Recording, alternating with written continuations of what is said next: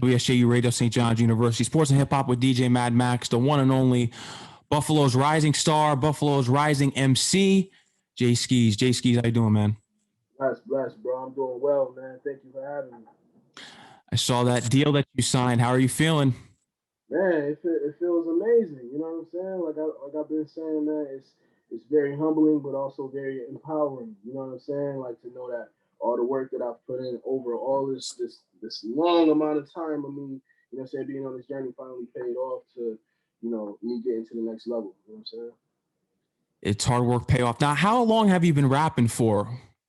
I mean, like really doing it seriously to where I felt like I had a shot at making it a career since I was 21. I'm 31 years old. So it's been literally a 10-year journey. But man, I really started penning, like writing bars when I was 12 years old.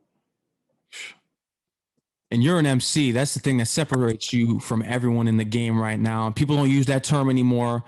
There's no more competition in hip hop because everyone's garbage. I'm going to say it right now. So you guys are bringing back the competition, and that's what we need. You don't have freestyle battles anymore. When someone like Funk Flex says, come freestyle on my show, it's not a freestyle. What is that? So you guys are supposed to have this great wordplay, and that's what you do. That's what artists and rappers are supposed to do, is have that wordplay. There's no wordplay in hip hop anymore.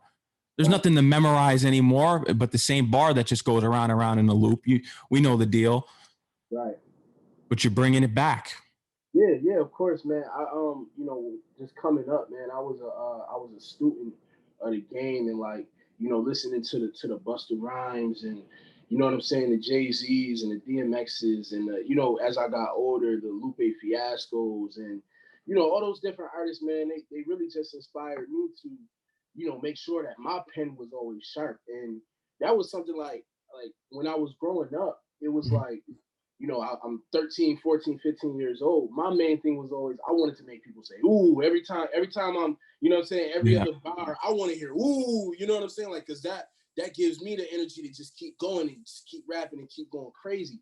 So, that carried over to when I got older, you know what I'm saying? And I'm still studying these different MCs. And it's like, I just wanted to just kind of take, little bits and pieces from each MC that I really just, wanted to emulate. You know what I'm saying? Yeah. And add that element, add each element from each MC, man, and just make the shit just as the illest shit ever. You know what I'm saying?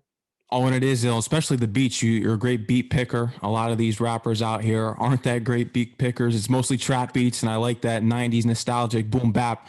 We need that, and we need it for the culture, that real hip hop. It's important. Keep that alive. Keep doing that. When I listen to your music, I do hear a variety of different artists. I get a vibe. When I listen to your music, Brand Nubian, your music reminds me a lot of Brand Nubian. Word. I think you get that from, Brand Nubian is something that I hear. I've heard a few different times. I hear Joey Badass a lot. I hear Joey Badass all the time. Because Joey is fucking nice. Yeah. But I love Joey Badass. I hear J. Cole. I hear Kendrick. I hear those comparisons a lot. But, I think the one thing that I strive to do with, it's cool to be compared to the greats, man, but I want to be known as Jae Skeese. Yeah. And obviously, people are just getting hip to me, and I'm a new face, I'm a new name, so that's gonna happen. But I think with the material that I have, that's gonna be rolled out, and you'll start to see over the next like year or so. You know what I'm saying? Like you'll really get to see me as an artist and see that I kind of stand alone. I stand on my own too. You know what I'm saying? Now that you're signed to Drumwork, what's that first achievement that you want in your career? I think the first thing I want to do, man, is just, I want to drop, just a single to kind of set that precedent. You know what I'm saying? Like I want to set the tone. I want, like that first single to be like the joint, like, oh shit, like when he signed the Drumwork and he came out with this joint, like this is like the first joint that came out, and he just let niggas know, he let the game know like exactly who he is. You know what I'm saying? So that's what we're kind of in the midst of doing now, like, just getting the plan together so that we can roll that out. Mm-hmm. Who are the producers that you really like to work with? I know Derringer's very close to Griselda. He's close with Conway. Are you looking forward to working with him? Is there someone else, something that I would love to hear you on as a Hit Boy beat? Yeah, word. So, producers that I love and respect, man. My brother Mitch Arizona. He's somebody that I work very, very closely with. He's one of the most talented producers that I know.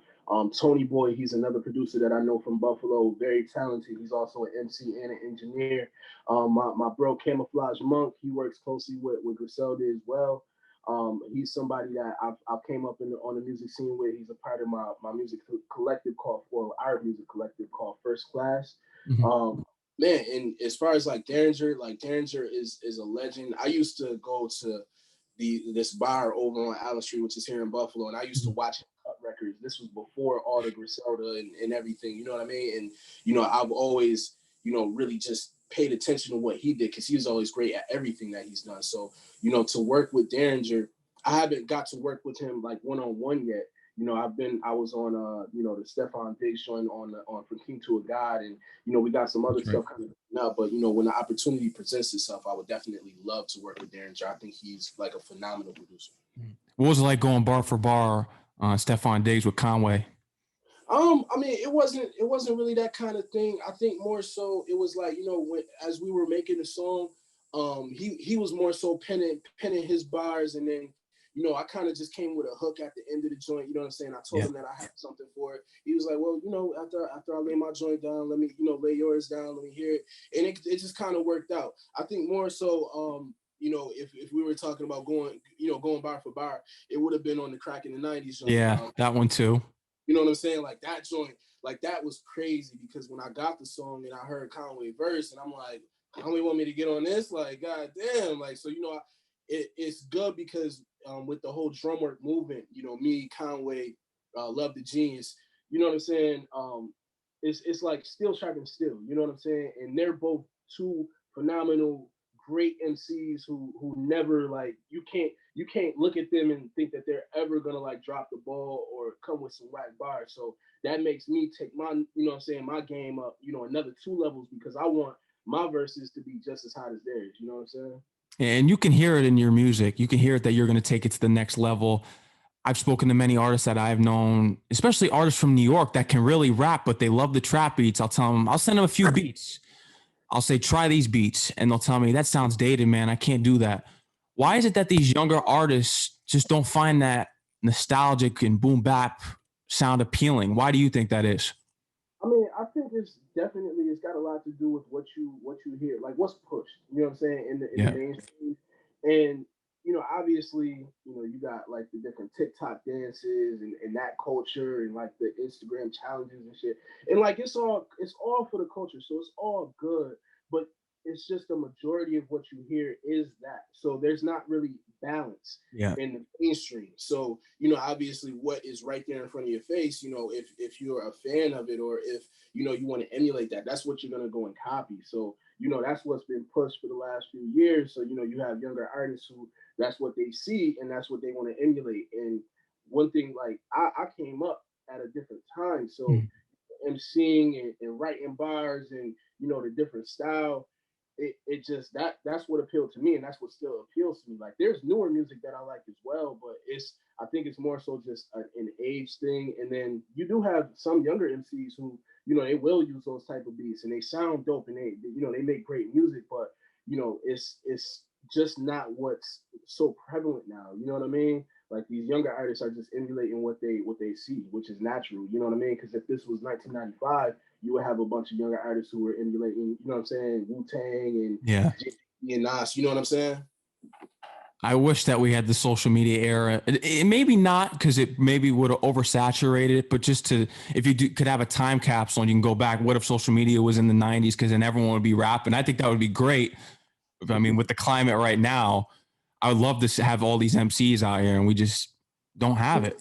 The thing is, though, the thing with social media is if social media was around back then, I don't think that those legendary, legendary movies, they wouldn't be as legendary today because I think social media kind of messed up that just like that magic of not really knowing too much about the MC, but knowing that the MC is nice. You know what I'm saying? Like, you don't need to know, Busta Rhymes. I don't need to know what his favorite cereal is, and you know what I'm saying? Like, how he looks when he wakes up and shit. I don't need to know that. I just need to know, like, on that song, are those bars correct? You know what I'm saying? You Busta Rhymes. So once we started to see the everyday lives and the everyday aspects of those different artists, that kind of fucked it up, man. It kind of messed it up.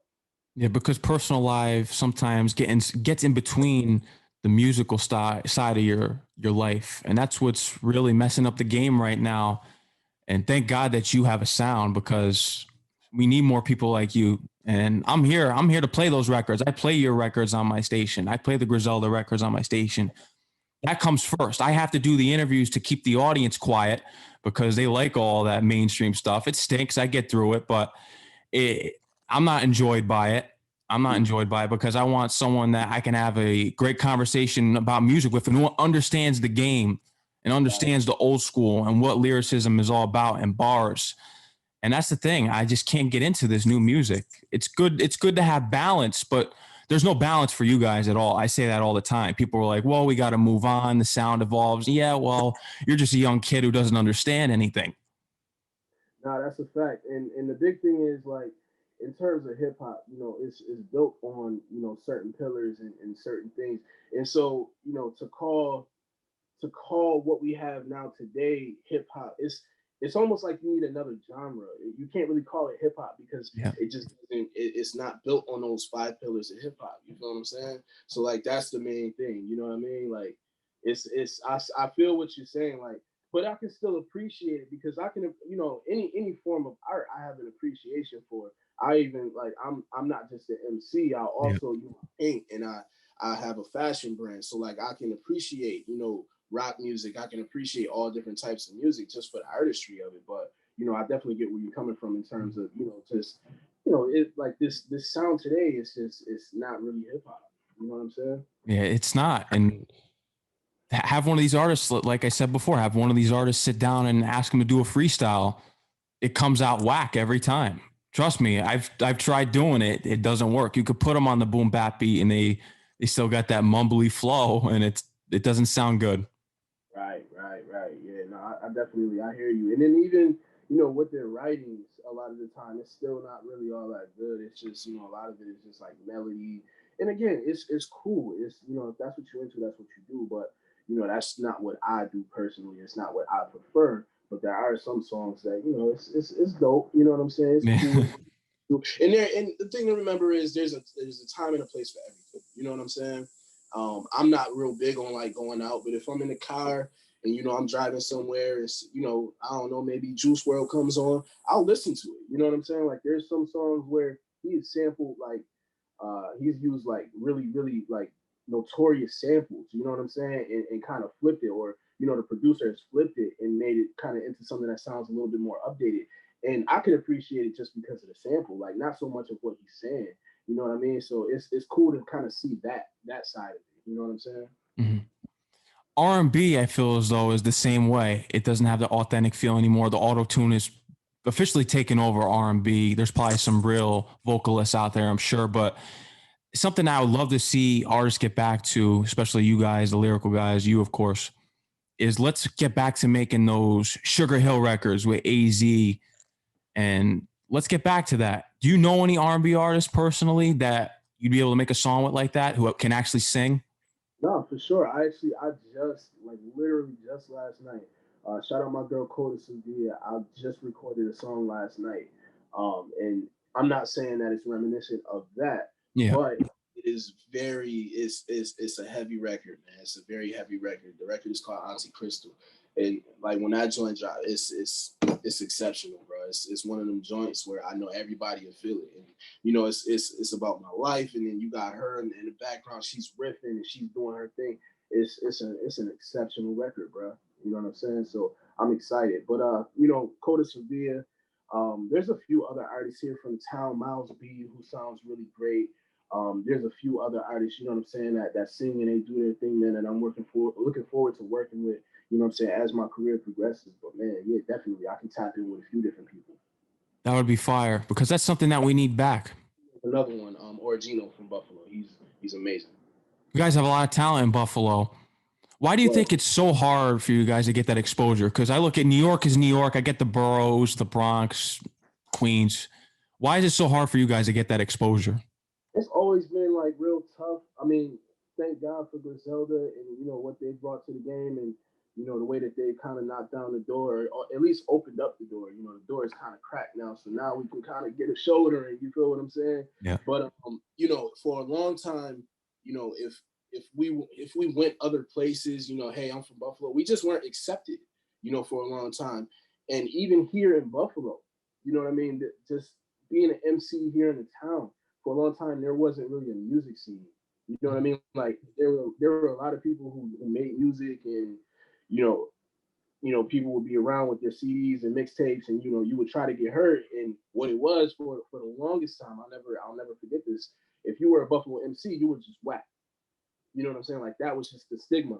That's You crazy. got from other people in Buffalo. Like Mhm. people from Buffalo are like, oh, you from here? I'm not listening to you.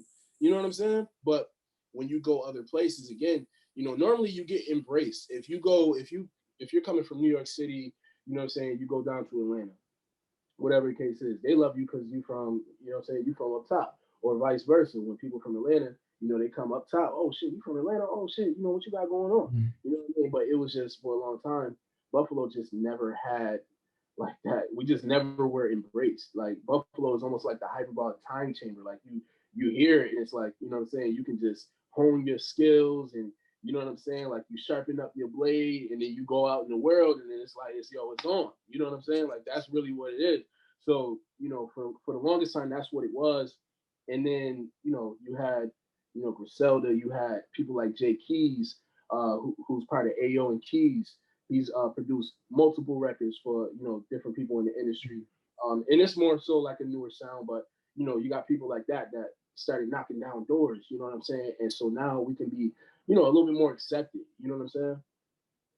And you guys are. You see the response that you have had this year. You have response now that you're signed to Drumwork. A lot of great things are going to be coming your way. And they always say that Buffalo, they have the only New York football team, the Buffalo Bills. Yeah, for a fact. Yeah. Only plays in New York. Yeah.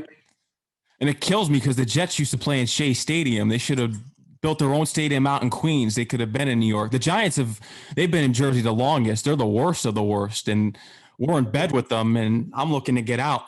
Yeah, nah, I Looking feel to that. move out. Boom. They need their own stadium. The Jets need their own stadium, but the Bills came very close this year. Yeah, nah, for a fact, man. It was great to see, man. You know what I'm saying? Like it energized the city. It energized a lot of people. It energized me because it was like, man, you know, seeing them go on their run, and then I'm starting to take off on my run. You know what I'm saying? Almost like it just made perfect sense. It was almost like, you know, I'm looking at them, they're looking at me. You know what I'm saying? Like Yeah. it's dope. And then, you know, towards the end of the season to be on that Stephon Diggs record, and to, you know, have the Stephon Diggs say, yo, this joint is dope. And then, you know, you got KD, he put it up on his story. You know what I'm saying? Like all these different people that rock with Conway and rock with, you know, the Drumwork music movement. You know, to see that, man, that shit was just it was everything. So shout out to the Bills, man. You know what I'm saying? I've seen a lot of the different players, you know, saying that next year they'll be back. I really hope that's what they do when they go further, man. Because yo, we need a championship. You know what I'm saying? It's been too long. It's been since the '60s we was winning the AFL joints. Like, now we need a Super Bowl. Was that when O.J. Simpson was there? Now OJ was there. OJ was here. That was like 78, 70. That was the 70s. Yeah. Yeah, it was I know he played there a long time ago. Mm-hmm. Yeah. He would have been one of the greatest of all time if he didn't go through all the controversy. Yeah, nah, for a fact, man. Definitely for a fact, man. He was definitely, you know what I'm saying? That was the juice. He was the man. Yep. You know what I'm saying? So, yeah, man, I wish he wouldn't have went through all that. But, you know, you can't take that away from him. He was still definitely a great player. Yeah, he definitely was. You look at the stat line, you'll see it, and you'd be like, well, he should be brought up. He should be. Yeah, nah, for a fact. For a fact. Who's your favorite Buffalo Bill of all time? Favorite Buffalo Bill of all time? Fred Jackson, number 22. Mm-hmm. Fred Jackson. He was from, you know what I'm saying, those not mid 2000, but the 2010 Bills, you know what I'm saying, that era where we was all, it was like we just could never get over the hump. Like we was 7-9, 6-10, you know what I'm saying, 5-11. We just How about the Fitzpatrick years? Yeah, right, exactly. He was like one of those players, bro, that he wasn't the fastest. He was strong, but he just like every game he just brought that shit. And yeah, it was just like a symbol for like Buffalo. You know what I'm saying? Like we may not be the biggest city, but yo, we gonna bring this shit. And he was just very inspiring. One of my favorite Bills, definitely Fred Jackson, Stevie Johnson. He was another one part of that.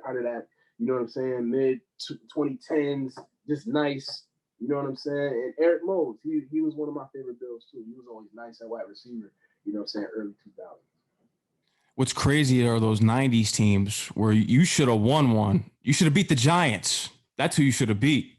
Yeah, we should have one championship. We should have one Super Bowl. You know what I'm saying? Those other three, I mean, it was like, yo, we was playing the Cowboys and it was stacked. And then that Redskins team was I mean, they were great as well. But that Giants, man, we should have won that too. We definitely should have won that. Andre Reed, Thurman Thomas, Jim Kelly, can't forget Bruce Smith. You know what I'm saying? We had squad. We definitely had squad. That's a fact. It's coming back now with Josh Allen. It's coming back. Yeah, no, that's a fact. I mean, I remember last year watching him when we were in the playoffs and playing who was that we were playing? The Texans. And kind of looked like a deer in headlights a few times. You know what I'm saying? Like he was doing his thing, but then it was like he kind of got shaken up. And then this year I was looking at him like, man, like what you gonna look like this year? And when he came out that first game against the Colts, you know, he did his thing, and then you know we went and then we played. I forget who we played after that, but you know we beat them up, and then it was like, man, you know what I'm saying? Like I thought we was gonna do it, but you know that wasn't what was in the cards, man. But Josh Allen, man, he's a different dude. You know what I'm saying? He can throw that joint. You know his accuracy definitely improved. He can throw that joint. He can run the ball on you. He's got a cannon of an arm too. Hey, yeah, he got a cannon on there. You know what I'm saying? He's smart. You know what I mean? And a lot of the players like look up to him and respect him, and that's big. You know what I'm saying? Something that people may not know is that Cole Beasley also does some hip hop music. Would you do a song with him? Man, I would love to work with Cole Beasley real quick. You know what I'm saying? Just do something crazy. Not even on some, because I'm not really a big fan of like doing songs for a team. You know what I'm saying? Like, you know how people make anthems for the team. Like, it's cool. You know what I'm saying? Like, whatever. But I feel like it's also kind of cheesy. Like, I would love Cole Beasley, like he spits. So I would love to do like an actual like let's get on the track and spit some bars. Like we ain't gotta say nothing about the Bills. Let's get on the track and spit some bars. Dame Lillard too, you know what I'm saying, from the Blazers. I would love to do that with Dame Lillard too. You know what I'm saying? Get on the track with him to spit. He's great. Or even look back in the day, Shaq had it on lock. AI was a rapper too. Yeah, you can't stop the rain. That joint with Biggie, that joint crazy. You know what I'm saying? That Shaq is the only basketball player that can say that he went bar for bar with Biggie. That's crazy. Exactly. It is crazy. He's had songs with Mobb Deep. I think he had one with Nate Dogg. He's got all kinds of songs with different artists. If he didn't play basketball, he could have been a rapper. Yeah, just off of that. That's what's crazy about it. That's a fact, man. That's a whole fact. It really is. And I want to get into your first album, which is the debut. Was that the debut you'd say? The one that just dropped this September? You talking about Asphalt Calligraphy? Yeah. No, so that one I actually put out. It was like a street album. Okay. So that was actually it definitely wasn't my first album or first project. I've got numerous other projects that have come out over the years. My first solo mixtape came out in 2010, September 15th, 2010. It was called Whack. It was called Women, Alcohol, Cash, and Kicks. And just off the name, you know what I'm saying, like that, it shook shit up because it was just like, yo, what is this? You know what I'm saying? Yeah. But Asphalt Calligraphy, man, it was something that I put together pretty quickly. And I had a great response from it, man. I was able to put together a little campaign, you know what I'm saying, move some vinyls. I had a package where you got a special edition copy of the CD along with, there was a Scully and there was a shirt, and then it came in a special edition box. You know what I mean? Like, and this is all stuff I came up with in about 2 weeks, man, and I was able to make it happen. And I had a pop-up shop, you know, that kind of coincided with the release. And it was a very special time. I'm not even gonna lie to you. Like, it was a great time. Yeah. It's a great album, man. It is. And I thought it was the debut because it's so difficult to pinpoint nowadays because people drop mixtapes, LPs, EPs, or they call them the deluxe now. They got deluxe albums. It's so difficult to pinpoint what something is. But I'm sure your debut album with Drumwork is going to be a movie. Listen, it's it's already shaping up to be like a classic, man. I'm not even gonna hold you. I was listening to some of it earlier, because I'm still moving stuff around. I'm still recording music. I'm still getting ideas together. But man, what I got so far, the material, man, it's sounding amazing, man. It's sounding amazing, and shout out to Conway, shout out to Chad, who works closely with us. Mhm. They've been putting me in position and giving me all the tools and resources that I need to make the best sounding music that I can make, man. So, I'm excited, man. This is like a big step in my career. And I know the outcome is just gonna be great, man. You know what I'm saying? I'm very excited. I'm pumped up. You know what I'm saying? Saying it's going to be a classic. You think it's going to shake the game? That's a fact. I believe that with everything inside of me. I believe it. If you believe it, I 100% believe it. And Yeah. that's an album we need. We need these radio stations to stop selling out for the money and start playing that good music again. Yeah, man. I mean, I think it's definitely on the artists. You know what I'm saying? It's on the radio for sure. They have a say in it, but it's also on the artists to make music that's marketable and that can be enjoyed by everyone too. You know what I'm saying? And that's really what I strive to do. You know what I mean? Like I try to make music that's relatable. I try to make music where I tell stories. I try to make music that people can just feel. You know what I'm saying? I think that's so important, man, because you obviously you get a feel from music. You get a feel just from the beat. You know what I'm saying? Like music is the only thing that you can't see, but you can feel it. You know what I'm Yeah. saying? Like that bass hits, you feel it. You know what I'm saying? The snare, you feel it. And a big part of that also that feeling that you get are the words. If you're not saying nothing, if you're not talking about nothing, Yeah. then you're not gonna feel it. And you're like those voices over the instrumentals. That's an instrument too. You know what I'm saying? That's a part of the music that you really feel. And if you have context, if you have subject matter, if you're saying something, that makes all the difference to me. You know what I'm saying? Other people may not feel that way, but to me, if you're actually saying something, man, it can make or break a song for sure. I was having a conversation with an artist, I think last week, and I said that the radio really needs to give recognition to not only the hits, but different tracks that people may relate to. A Mm-hmm. lot of these hit records, you're not going to relate to them with the money, the cash, and all this stuff. So people want to hear where you come from. They want to hear your story. They want to know about the person. I don't always want to hear If I Ruled the World by Nas. I like to hear Taken in Blood some days. I Gave You Power some days. Shootout, Suspect, you name Right. it. The Those message. those B sides are very important, and that's a fact. Like, and that goes back to us talking about how hip hop isn't hip hop because a lot of the music that you hear, like on the radio, it's about how these artists they're painting a picture of how much better they are than other people. Oh, I have these jewels, I have this amount of money, I have this car, and I did this, and you didn't do this, and I shot this person, I did that, and it's like people hear it, and these kids hear it, and then that's what they want to go do because they're like, oh well, he did it, so now I want to go do it. And hip hop is the most influential, like in the world. Like it's so influential. So it's like, you know, these things that they're talking about on these songs, it's like it just doesn't matter. Give us something, give us your story, like you said, give us your story. Tell us where you came from, tell us how you got here. You know what I'm saying? Like that's so important. You know what I mean? Like, and you're right. Like they don't play enough of that on the radio. And I think the B sides are very important. Yeah. You're not going to have me playing, what would you say Jay-Z's biggest song, Reasonable Doubt, was? I'd say, could it be Dead Presidents? But I like to hear Can I Live? Yeah. Feeling it. Politics as Usual. I want to hear that. Yeah, for a fact. For a fact. I don't want to hear the hits all the time. And these kids, that's the biggest thing with hip hop nowadays. That's why hip hop is just, it's heading downhill and downhill and downhill further, is because everyone sounds the same. Mm-hmm. No, No one I stands out anymore. think what's important is the cats that the MCs that that are taking notice to this, and the cats like me that are breaking into the game and that are newer. we just carry that torch. You know what I'm saying? And we still show the way. You know what I mean? Because you can't really burn out hip hop.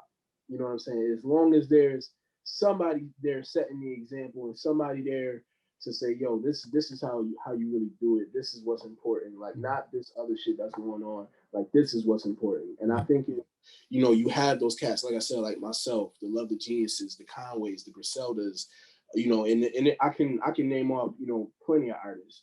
But there's so many different artists who actually are keeping the name of hip hop alive and what it's really about alive. You know what I'm saying? I don't think you can really burn it out, but it's just that the mainstream is just going to be the mainstream, and unfortunately, until there's a day where that like form of music is just in a different genre, that form of hip hop, I should say, is just given its own genre. Like, unfortunately, we're married to it. Mm-hmm. Well, let's let those artists burn out that we don't like and who aren't MCs, and then you guys could take back what belongs to you and run the game. And there has to be a standard. There's no standard set anymore. You could come up with anything on a track, and it just goes immediately platinum, and that's just something that can't be. A lot of tracks don't deserve that. And radio nowadays, it's all about the blood, sweat, and tears that you put into your music, and that's what we need. Nah, I feel that for real. That's what we need. I think an interesting story for the audience here tonight would be the first time that you met Conway and how long have you known him for? Oh man, so I've known Conway just who he is since I think 2013, 2014. I didn't physically meet Conway until about 2015. I would see him at the store where I worked at for a long time. And up until September of last year, I never had a conversation with Conway that lasted longer than about 2 minutes. That's crazy. Yeah. So our relationship that we've built, and you know what I'm saying, I'm not gonna call it a friendship because I consider Conway to be a friend, but the relationship that we have now has been built over a couple of months, and he really believes in me, and he believes in my talent and what I bring to the game and what I bring to the table, man. And it's like the best feeling ever. But if you want the story of how this all came about, I can give you that story. Yeah, you can go right ahead. I think the audience will love it. Word. So, basically, I was working like a full-time job. I was doing my art and things like that, and I ended up getting furloughed from work. I had been working at this job for 9 years, and when I actually was invited to come back to my job, once they opened back up, they were doing some things related to COVID that weren't really making me feel safe in the workplace, and so I had to make a decision to leave. My job at the time. Like I said, I had been there for 9 years. I had benefits, 401k, all that. You know what I'm saying? So I was there for a long time. And when I left, I didn't really use logic. I was more so following my heart. And when I left on a Friday. On a Sunday, Conway randomly sends me a message on Facebook Messenger saying how, he wanted to link up with me, and, he's believed in me for a long time, and he's starting up a label. Literally, this happened 2 days after I left my job. And so, I went the whole summer. I didn't hear from him the whole summer. I was hitting him up. It was no response. And then the night from King to a God came out, the first version of it. When that came out, he invited me to come to this listening party, and we were chopping it up, and he was like, I still want to rock with you. I still want to, get you on this drum work thing. I'm just working some stuff out. All right, cool. And he was like, I want you to start coming to record with me. And so, we I would go to his crib, and we would record there. And then I get a random text from his assistant, guy Shoutout was telling me about. I get a random text from him. This was in mid-October, and he was like, I want you to come pull up to New York if you can get here. If you can't get here, don't worry about it. But Conway wants you to come. So me and Love the Genius, we jumped in my truck and we drove down, not knowing what we were going to be getting into. We get to New York, and we're in Manhattan, and we're in this studio on like the 6th floor of this crazy ass building. And we go into the studio, we're looking around at plaques. It's, you know what I'm saying? It's Cardi B plaques, the Black on Both Sides, Most Def, that plaque is in there. Big L, that plaque is in there. So, we're obviously in like this grand studio, you know what I'm saying? Some shit I had never even seen before. We go into the main room, and Conway is working, he's doing his thing, he comes out, he's like, man, I'm so glad y'all here, you know what I'm saying? And you know, we started chopping it up, and he was like, man, if y'all wouldn't have came, that would have told me everything I needed to know. You know what I'm saying? Like, you weren't really dedicated to what we had going on and, you know, what I was trying to do.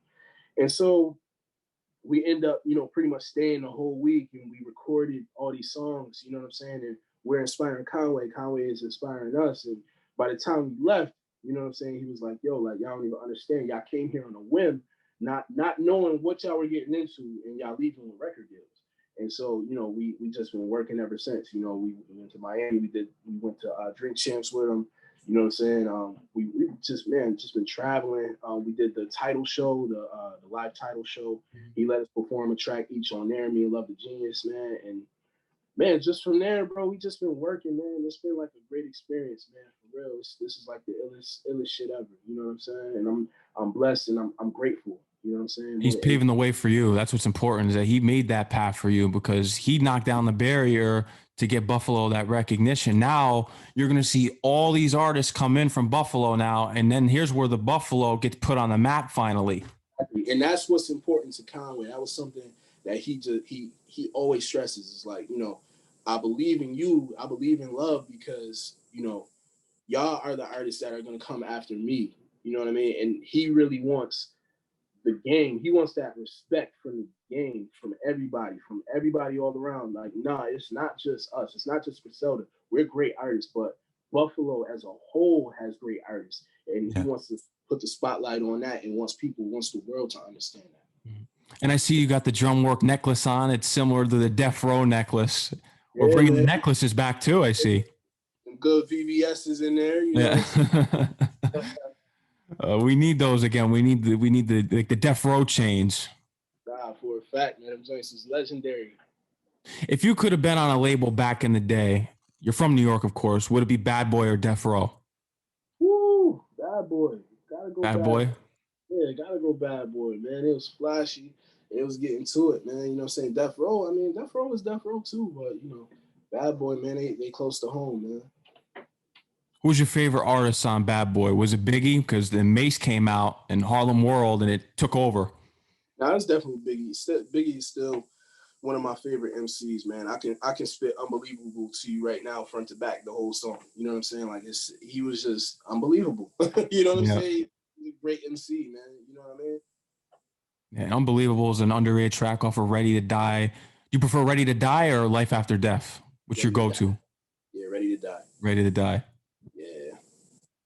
Classic album. Yeah, for a fact, man. Again, just, you know, a great MC, man, and man, just a debut like that is uncomparable. You know what I'm saying? Like, I'm talking about track after track after track after track. You know what I'm saying? Just absolutely losing his mind. Absolutely. It's so sad to see, because I was listening to Get Rich or Die Trying the other day, Country Grammar. Where are those albums with that great music anymore, where you can go from the first track and listen all the way through? Skits and everything, man. Yep. You don't really get that, man. You don't really get that. There's not a lot of artists putting out, you know, that level music at that level. You know what I'm saying? Like, yeah. I can honestly say, like, Griselda is one of those movements that, you know, they're putting out music at that type of level. Like Royce the 5'9", you know, he's at that level. Busta Rhymes' last album is at that level. That was good. Yep. Straight through. You know, I mean, the great artists are the great artists, man. But, you know, I think now, because everything is just instant gratification, everything is just, yo, I got to get it now, and it's got to be, you know, it's got to be hot right now. You don't get that from a lot of different artists now. You know what I'm saying? Because they're just making shit. Oh, I got to talk about this, and I got to do this, and then put it out, and then, you know, it's on to the next. You know what I'm saying? And that's the labels too. You know what I mean? Yeah. And the worst thing about some of these labels is that they turn some of these artists to make a sound that really isn't theirs. And that's why labels are going to start going downhill.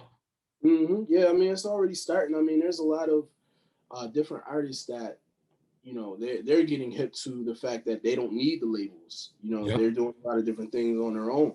You know, and I said it earlier, actually, I was talking to someone else, man. If you can find a way, if you are an artist and you can find a way to, you know, skip around, you know, putting your music on DSPs, and you have the following that's gonna, you know, support you, and they're gonna, you know, buy the things that you come out with, man, by all means, do that. You know what I mean? Because a lot of these different streaming services, they're getting over on the artists. You know what I mean? So if you can kind of cut out that middleman and it's a direct, you know, transaction between you and your consumer, do that.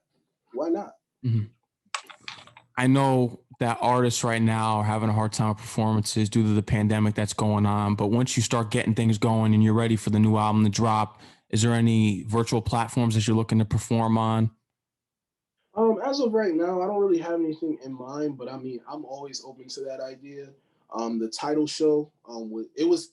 I'm not gonna say that it was the best experience that I've had because obviously, you know, that crowd interaction and you know, Yeah. performing for a crowd, it's always, you know, that's always gonna be better than performing for cameras that are in front of you and there's no crowd in front of you. But I'm always open, man, to just making things work and to finding the best solution. So that's something that you know I would definitely love to see, you know, if there was any opportunity for it. But as of right now, I don't have anything really planned. Mm-hmm. How does it feel in your mind when you think about it? Because the amount of artists from Buffalo that get the attention is very slim. You're in a great position. Conway's taking you under his wing. When you think about it, it's crazy. If you go borough by borough, you think of top 5 artists from each borough.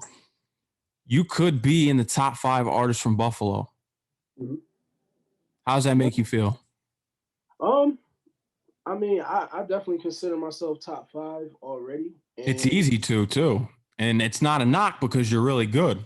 right, thank you. And you know, there are a lot of great artists, great MCs, you know, from the town, and you know, it's a great feeling to know. Again, man, it's like I said earlier, it's humbling, but it's also empowering. You know what I'm saying? To know that I've put in this labor, I've put in this work. Like you get, man, my best friend, his name is Weeze. You Mhm. know, he saw me go from being a 13-year-old kid that wanted to rap for him every time we got out of class, and like he's telling me just keep going. You know what I'm saying? Yo, keep writing, bro. Like you getting nice, you getting nice, you getting nice to me putting out my first mixtape, you know what I'm saying, and him telling me, yo, I'm proud of you, and then him seeing me, you know, go on a hiatus for a while and not really wanting to rap, and then going to, okay, I'm back at it, and then seeing me actually sign my first record deal and get my Drumwork chain. So he literally saw me go from like the whole process, you know what I'm saying? And so it makes you appreciate the grind. It makes you appreciate. It's almost like going to the league, right? You know, you Yeah. see somebody at the playground, 8 years old, and he's shooting hoops, and you know what I'm saying. He's just out there sweating and loving it and putting that work in. And then, like, you know, he gets to be 18, 19, plays a year at college, and then goes to the league. It's kind of similar to that. You know what I'm saying? It's just it's an amazing feeling. Yeah. Rap is a sport. You know, For it is because a lot of athletes want to be rappers and rappers want to be ball players. sure. Now, for a fact, that's a Yeah. whole fact. And my two infatuations of sports and hip hop come together. That's why I have my show here. And, you know, I love the MCs. Like I said in the show, I always say when I interview an MC, and I appreciate you and what you're doing because you got to change the game right back around to where it was. I'll play the records. You know, it's my dream to be on a big platform. And when I get that platform, you guys are getting all that recognition. There's going to be, you know, you're going to have to accommodate the audience because there's that young audience that wants to hear the garbage. I'm going to call it like it is. But it's time to get back to basics. It's time to get back to reality, get back to great music again. I can't name a trap rapper's album that's dropped this year that has great replay value. Let's get back to the era of Country Grammar and Ready to Die, and where you can actually recite lyrics and remember the track list and enjoy listening to an album. And it's not something that you put on your headphones for 1 second and then it's gone and you forget about it. That's the thing, is making music that lasts. Right. That's why you can't, like, it's like you see a lot of people, and the term goat is thrown around. So it's just thrown around. Like you see it all the time, or you know, you see the word classic thrown around all the time. You just see it all the time. It's like, yo, you can't call certain things classic. You can't call certain people goats because these people don't stand the test of time. Yeah. You know what I'm saying? You got to let things marinate. You got to let things be what they are for a while. And then when you come back to them, you know what I'm saying? That's what makes certain movies great. That's why you can go back in 2000, you know what I'm saying, in 2021 and appreciate Scarface. You can go back, you know what I'm saying, and appreciate, you know, Godfather 2. you know what I'm saying, Casino and all these great movies because they stood the test of time. They're great movies. You know what I'm saying? And it's the same with music. You can go back and you can appreciate Reasonable Doubt and Illmatic and all these different albums, man. So many great albums, but there's a lot of albums too where people, they get caught up in the moment. It's like, yo, this is great, and then 2 years later, it's not even a thought. You know what I'm saying? You Yeah. go back and you're like, man, this shit is trash. Yeah. You know what I'm saying? So, man, you got to stand the test of time. Yeah. I'll give it a great example. The Carter 5. Everyone was like, oh my gosh, it's going to be a great album, but we're still listening in the Carter 3. And I think the Carter 2 is his best album, but the Carter 5, it didn't last. That's me and you both. I fuck with you, bro. Yeah. I never run into anyone who gives the Carter 2 its proper due praise. Everybody always says it's the greatest rapper alive, The Mob, Hustler Music, Fireman. Yes, bro. Yes. He was absolutely losing his shit on there, bro. That's the Wayne that I love. That's the Wayne that we need back, not Carter 5, not the switch up. I don't want any of that stuff. Appreciate Wayne now, you know what I'm saying? Because he's a great MC. Yeah, he is. It's just that, it's the drugs, it's the mainstream sound just gets in there, and it's not Wayne. It's not the Wayne we know.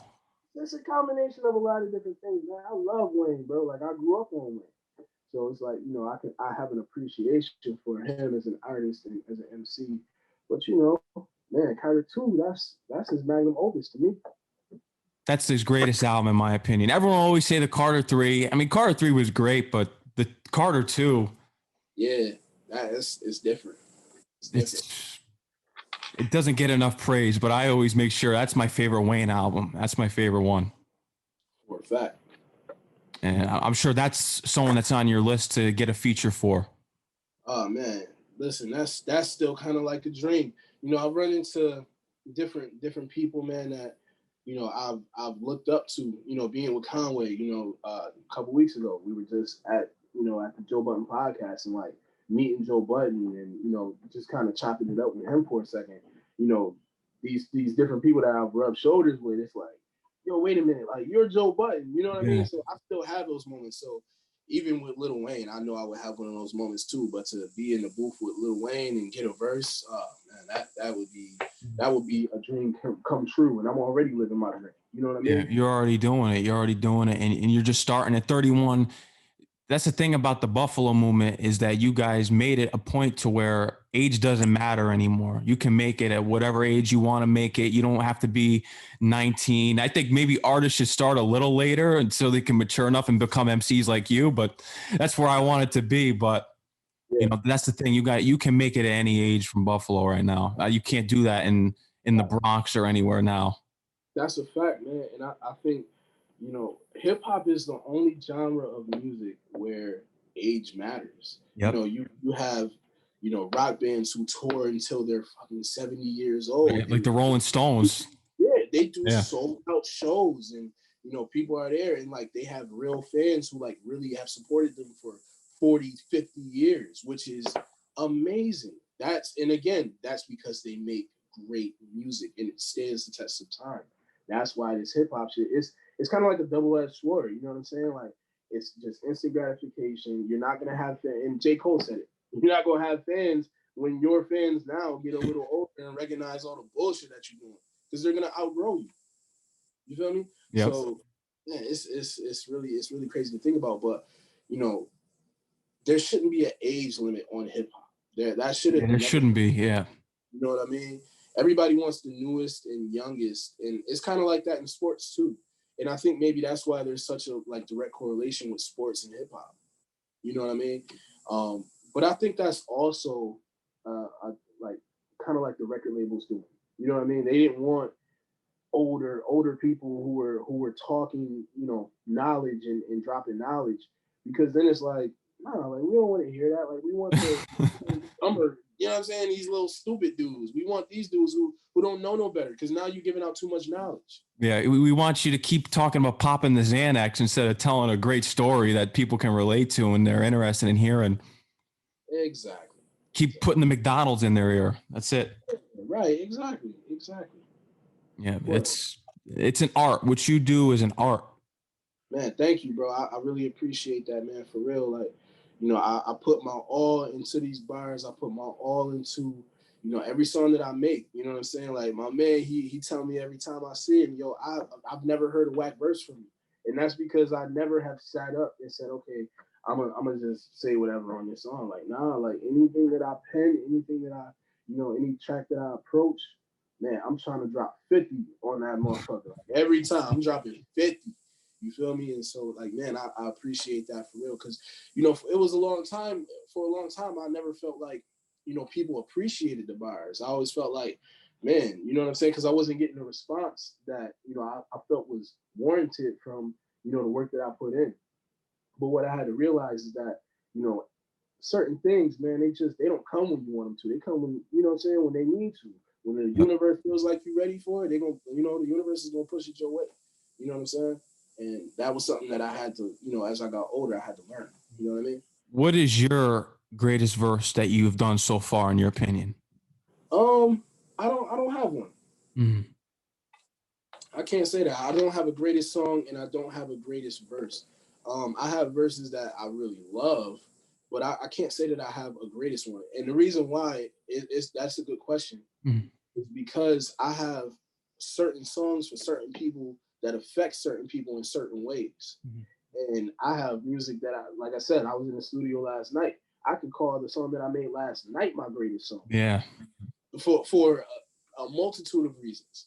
But I'm not going to do that because I know tomorrow I'm going to make another song. And that could be considered my greatest joint. But man, I got a few different verses, man, where, you know what I'm saying? It take people there. It take people there. Yeah. Yeah. Like No Congratulations. I don't know if you heard that. That was on the album before Asphalt Calligraphy. That song, it's called Subjective Humility on that album. Mm-hmm. And No Congratulations, man. It's a song, man, where I'm talking about, my struggle, and I'm just telling people like, yo, I don't want congratulations when I make it. I came out with this song in 2019, and I'm just getting to the level I'm at now. And that's the song that went, like, for the first time anybody hears it, it's like, yo, this song is amazing. You know what I'm saying? It's motivating. It's everything I needed. Like, thank you for making this. You know what I mean? So that's one of them joints right there. No Congratulations. Do you often keep a pen and pad on you? Well, now in the digital era, but there's a note on your phone that you write down lyrics and you just think about during the day. Is that something that you do? For sure. You know what I'm saying? It'll be times where, because like my writing process is kind of weird. Sometimes I'll write like a full verse just straight out, or sometimes I'll take little elements of, I might have been in the shower and I came out with like 2 bars and, oh shit, let me just write this down real quick. And then I'll be in the studio later and I'll hear a beat like, oh shit, I was writing about this anyway. Oh, okay, boom, boom, boom, boom, boom, okay. And then finish up the verse, whatever. So I write kind of weird. But yeah, I definitely, man, just on my phone, like my notes on my phone all day, because I come up with different stuff all day. You know what I mean? I go in there, throw a few bars in here, throw a few bars in there, hell yeah. And my favorite song off of your latest album, Asphalt Calligraphy, is Lights On. Lights On, oh word, yeah, that's my joint, man. That's my joint. I got the video for it too, man. But that song is hard, man. Yeah, that song is hard. You know what I'm saying? It's like one of them joints, man. It's just like a testament to, to my grind and just giving you a part of my story, man, and also just some wordplay.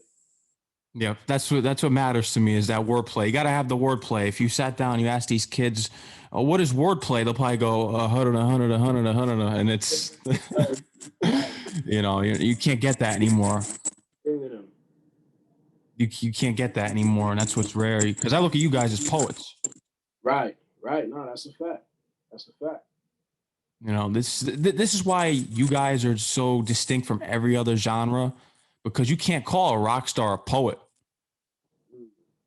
Because you write about real stories. Rock stars, it's often about different topics that really don't relate to themselves. It's how they feel a little bit. Whereas rappers get into their personal lives. Right. And that's what makes an MC. You know what I mean? Like giving your real story. And that's the reason why when MCs and rappers, when they have ghostwriters, you lose a lot of your credit. Not your credit, but just your just that prestige. You know what I'm saying? Like you can still call yourself a rapper because you perform the track, obviously, but you know, if somebody wrote your bars for you, I can't look at you the same. You know what I'm saying? It's just kind of like the Drake thing. Like Drake, Funk Flex just said it. Drake was, you know what I'm saying? He would have been the greatest rapper of all time. You know what If it I'm wasn't saying? for those ghostwriting rumors.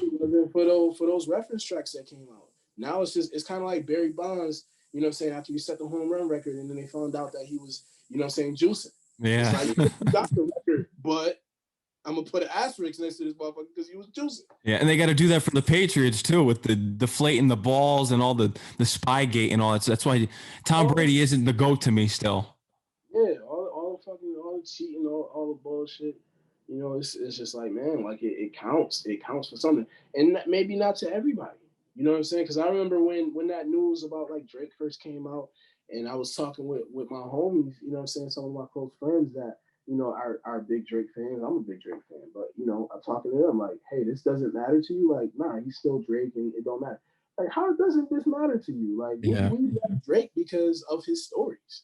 You know what I'm saying? And so if you're telling me that Drake didn't write this, there's a chance that he didn't write everything else too. Yeah, he didn't write The Best I Ever Had and The Successful and I'm Going In, and he didn't write any of that. Exactly. And then like I put it to him like this, you know, a few of my friends, I was like, now, so you got Drake, you know, with this little asterisk. Now imagine if it was Kendrick Lamar. You know what I'm saying? Like someone thought about Kendrick Lamar not writing to Pimp a Butterfly. You know what I'm saying? 3 tracks on the Pimp a Butterfly. Those were all reference tracks. Imagine that. That crushes Kendrick Lamar's whole legacy and everything that he's accomplished because of this, like his stature as an MC and as a rapper and as a storyteller, like it crushes it. You know what I mean? It does. And so, you know, you got to hold any MC, any rapper to that same standard, you know, especially if they're one of the greats. Drake is one of the greats. We got to hold you to the same standard. We do. Word. You think in order for him to clear that plate with all the ghostwriting rumors, you think he should just come out and admit it and be like, I did it for these 3 tracks. I want to clear the air here. Because there are times I've talked to artists where they've been in the studio with different people and people have told them, you know, you should say this on the track instead of this. Right. I don't think it matters because the proof is already there. You know what I'm saying? Like, it's just kind of like one of those things. It's like the elephant in the room that just never gets brought up. You know what I'm saying? And man, I don't know. I don't know if it gets any better because it's like we kind of already know. So if he came out and said, it's kind of like a double-edged sword for Drake. If he came out today and he said, you know, I'm gonna do an interview about this. If he did an interview with you and said, and you asked him a question, he's like, no, I didn't do it. Like he didn't give me shit. Yeah. Then everybody's gonna say that he's lying. Yeah. And then if it comes out and he says, yeah, you know, he gave me 3 tracks and they were hot. I paid him $75,000 and used them. Then it's like, okay, now we know for a fact that you didn't write this shit. So, you know what I'm saying? So either way, he loses. So he's better off in the position that he's playing, just not saying anything about it. Yeah, because it leaves it up for the judgment of the fans and the people, the listeners. There you go. And like I said, we already know what it is.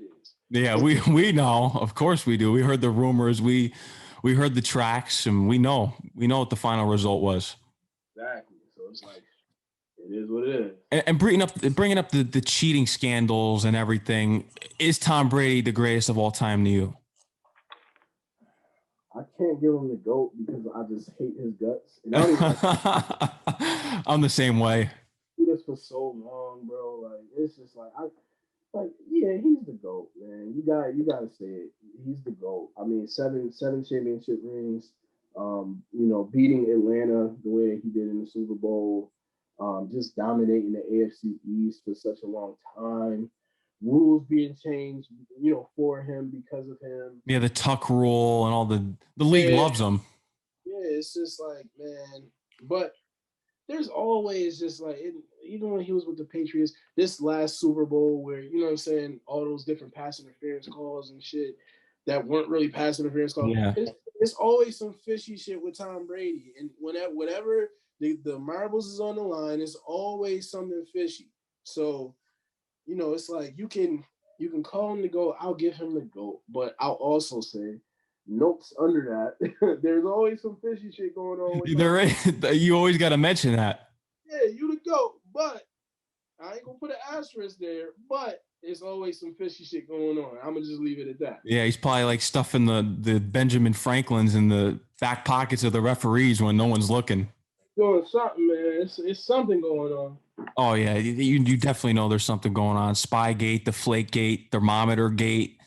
I can't give him the GOAT. I mean, 7 rings, it's hard, like by statistically speaking, because of the 7 rings, you got to give it to him. But there's so much scandal. There's just so much scandal there. And he's such an arrogant trash bag. He had the MAGA hat in his locker room. He refuses to denounce Trump. And there's just so many things. There's people out there starving right now, and you're acting like a jackass on your $2 million boat there today for the parade and dancing around. And I like a humble quarterback that, Mahomes was humble when he won. I like a nice humble quarterback. And, you know, Brady, I can't wait till his time is finally coming to an end. Yeah, I mean, I don't know, man, because I don't really pay attention to a lot of what goes on outside of sports. I really, honestly, I know a lot about sports, but I really don't even watch sports as much as I used to. Mm-hmm. One thing that I will say is that the one thing that I keep in mind when I'm thinking about sports and different things is that it's called sports entertainment. Yeah. You know what I mean? So when I think about that and some of the things that go on, what comes to mind is the fact that some of this shit I think is like set up a certain way. You know what I mean? And for whatever reason, you know what I mean, to keep conversations going, to keep things like ESPN alive, to keep things, you know what I'm saying? Like Yeah. sports is such a big industry. You know what I'm saying? And obviously Tom Brady is great. There's other great people, great quarterbacks, great teams, and everything. But man, some of the stuff that goes on is just, is I just don't understand it. You know what I'm saying? Yeah. To be completely honest, and there are probably too many people who put, just too much stock into sports and into their favorite teams, into their favorite players. And there's absolutely nothing wrong with being a fan, but some people just take it to just the extreme. Oh You know what yeah. I mean? And I'm just not one of those people, man. You know what I'm saying? Like I used to be one of those people that used to, full Bills gear and I'm about to for this Sunday, like I don't want to work on Sunday. I'm not going to work. I'm gonna dress full Bills head to toe Bills socks and hats and sunglasses and shit. Eye paint and you know what I'm saying? I'm gonna sit in front of the TV for the next 12 hours and eat a sub and fucking and drink a beer watch football all day. Like this is gonna be my Sunday. I used to be one of those people until I realized that in order for me to get to the next level, like I can be a fan, but I have to kind of do it from afar. And part of the reason for that is because this is sports entertainment, and I'm getting so invested in it that I'm wasting an entire day to sit here and watch this shit. You get what I'm saying? Yep. So that's just kind of my take on it, my viewpoint on it. Don't get me wrong, I love sports. I love certain players. I love teams. It's entertaining, but man, I just try not to put so much, stock into it, especially these days. You know what I mean? Yeah. Like one thing that I always think about is just the power that these athletes have.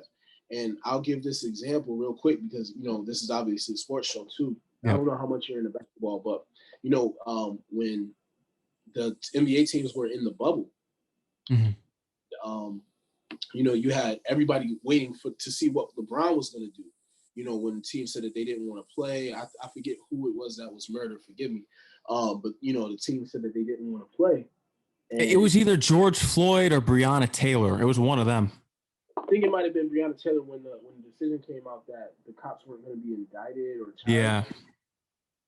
And they had all the power in the world. Like LeBron, they stopped playing for a day, and the NBA didn't know what they were going to do because it was like, oh shit, like they're not going to play, like, and this is what's keeping everybody entertained right now. You know what I'm saying? And when they came back and they went back and played after they said that they weren't going to, and the NBA guaranteed it was something with voting.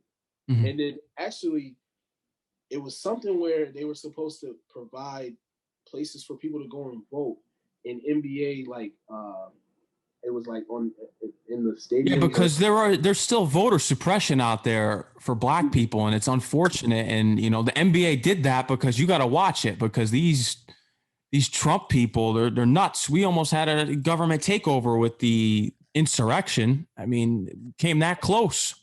Right, and it was crazy, and like they didn't even follow through with that. I believe in OKC, they didn't even follow through with what they said that they were going to do. And so it's like, you just don't realize the power that you have. So many people look up to you. So many people are looking at you, Yep. For many different reasons. But the biggest reason is the money that you generate. You know what I'm saying? And man, these athletes, they don't even realize it, man. And they get their checks and they shut up. You know what I mean? And they can't do that. They got to keep speaking out. Right. They have to. That's why Muhammad Ali is the fucking GOAT. Yeah. You know what I'm saying? He never stopped. You know what I'm saying? People got to pick up that torch. These athletes, they got to pick up that torch and keep that going. Yeah, it's really a shame that watching I don't know if you watched The Last Dance with Michael Jordan, but when there was an issue with politics going on, there was a skit in that. I forget who was running. It was so long ago. He refused to speak out against the Republican congressman or whoever it was that was running for the Republican Party. He refused to run. He refused to go at him, and he was doing some racist things. And he was like, I'm not a politician. Yeah, right. And again, it was like,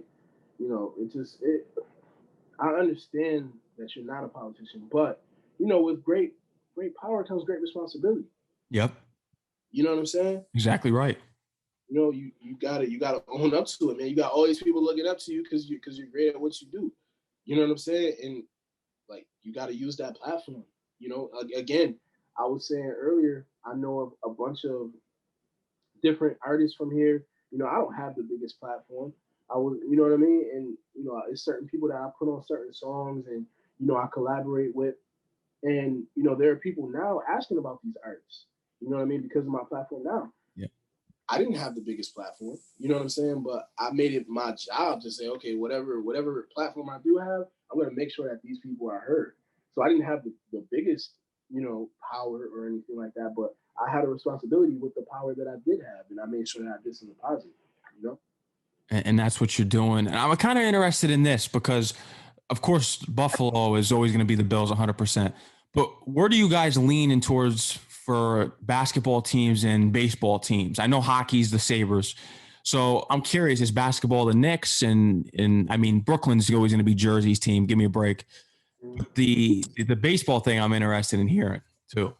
Baseball is normally, like, from my experience and talking to people, is normally the Yankees or the Blue Jays. Yeah, because you guys are close to Canada, so that does make sense. We were actually, I think the Blue Jays were supposed to be at one point. I think they were supposed to be like a Buffalo team or something like that. And then you have for basketball, I mean, a lot of my friends, they're Laker fans for whatever reason. And it's like that for a long time. Kobe, obviously, everybody loved Kobe, so, that was part of it. And then LeBron James being there now. I have a friend who's a Cleveland Cavalier fan. Shout out my man Malcolm. People just like who they like. I think that's pretty much what it is here. But you do run into a lot of Laker fans. There's some Knicks fans that you run into. Me, I'm not. I mean, I'm more of a Boston Celtics fan. That's interesting. Yeah, I fuck with the Celtics. But I'm more so with basketball. I'm more so just a fan of the sport. I don't really have like just that team where I'm like, oh yeah, I fuck with that team. Like I like the Celtics. It's just like I just like the sport. Mm-hmm. Let's get back into the music. The upcoming album, you're working on it now. When do you think you're going to release it? I wish I could say something about that. It's definitely going to be this year. Good. In terms of when, not too sure. It's that I'm definitely aiming for this year though. But I don't really have a date in mind right now, just because I'm still formulating, man. I'm still creating. I'm still turning it into something great. I'm turning it into a classic, man. That's what you're saying. It's a classic. Take your time with it. You could take another 2 years if you. I mean, you don't have to, but you know what I mean. In order for it to be a classic, you got to put the most effort and time into it. Yeah, for sure, man, for sure. And that's the goal, man. It's just making the best body of work. You know what I'm saying? So that's what I'm focused on right now. But if all things go as planned, it'll be this year. And we'll be looking forward to, I will be, as a true listener of the true school, the real hip hop. I'll be looking forward to it. I'm always going to be in tap with you. Is there anything else, any last words that you would like to tell St. John's University, as well as the people who view the video and interview later on YouTube and listen to it on iHeartRadio? Oh man, just I just want to shout you out, man. Thank you for having me, man. This is beautiful. I appreciate the fact that you're so in tune with the culture and that you appreciate real music and real hip hop. And everybody who listens to this show, man, like you should know that this guy, man, like he's a great guy for sure. You know what I'm saying? Again, shout outs to you, man. Thank you for having me. And I just want to continue to just grow and build. And this is gonna be one of those interviews that I'll pretty much always remember. You know what I'm saying? Because this is one of my first, like, bigger interviews before the music actually comes out. You know what I'm saying? Where I'm actually talking about it. I'm talking about my past. I'm talking about everything that I've been through. So, this is just a great experience, man. And thank you. And no problem, man. I want to have, when you drop the album, when you do, you got to come back. It's already a lock.